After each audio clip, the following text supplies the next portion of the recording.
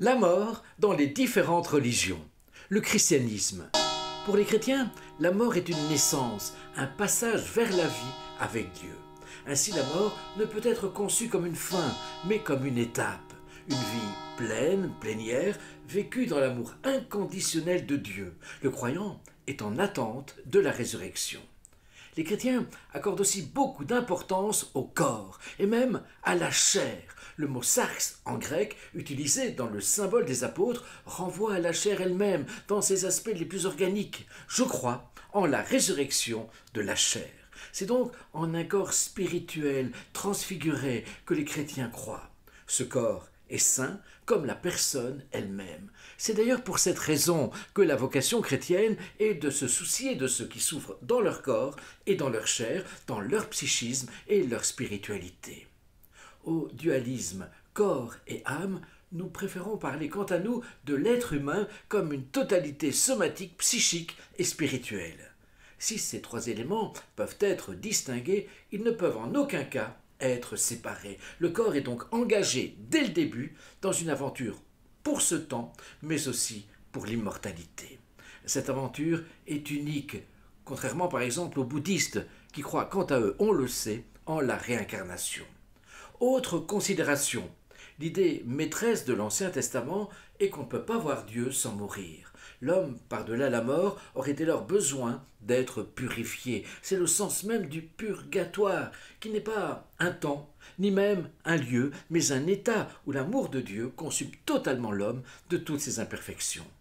Notons que, pour les protestants, il n'y a pas de purgatoire. Pour les orthodoxes, l'ascension vers Dieu dure 40 jours, le temps pour l'âme de se purifier et d'accomplir l'effort de détachement de l'enveloppe corporelle. Enfin, l'enfer, toujours dans une perspective chrétienne bien sûr, est un état où l'homme refuserait catégoriquement, consciemment, délibérément toute relation à Dieu et aux autres. L'enfer serait alors la conséquence du refus de la grâce de Dieu.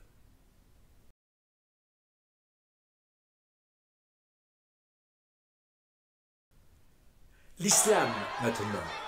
D'après le Coran, la vie n'est qu'une préparation à la vraie vie de l'au-delà. Par conséquent, les épreuves que les hommes rencontrent ici-bas ne doivent pas dérouter, d'autant plus qu'elles sont l'occasion de se purifier.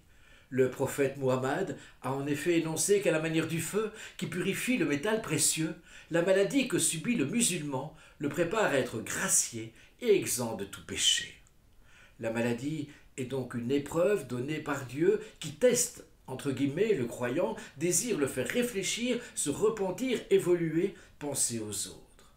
Pour les musulmans, la mort est la séparation du corps et de l'âme, le début de la vie éternelle passant par la transformation et un jugement gratifiant ou non.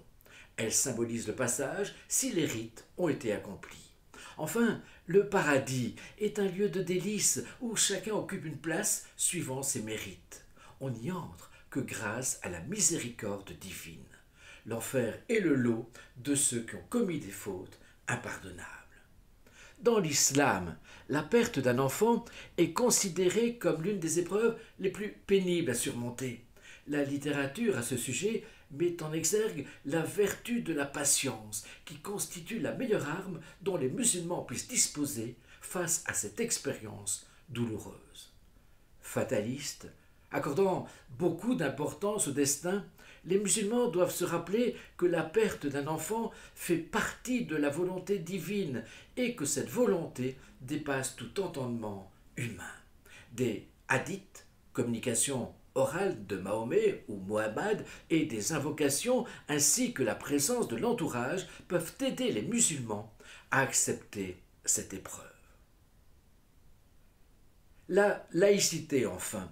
Pour la philosophie laïque, la croyance, ou la non-croyance d'ailleurs en Dieu, est affaire strictement personnelle, qui n'intervient pas dans la vie sociale.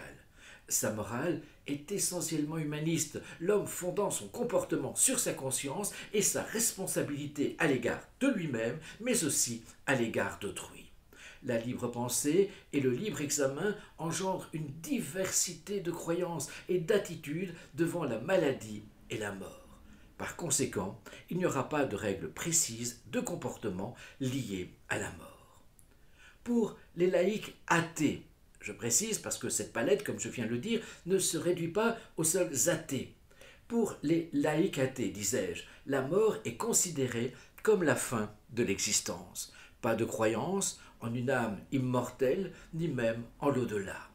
La détresse face à la mort d'un enfant est celle de tout être humain animé d'une philosophie humaniste pétrie de compassion, d'empathie, d'altruisme, d'écoute, de respect pour la diversité tant individuelle que pour leurs frères en humanité.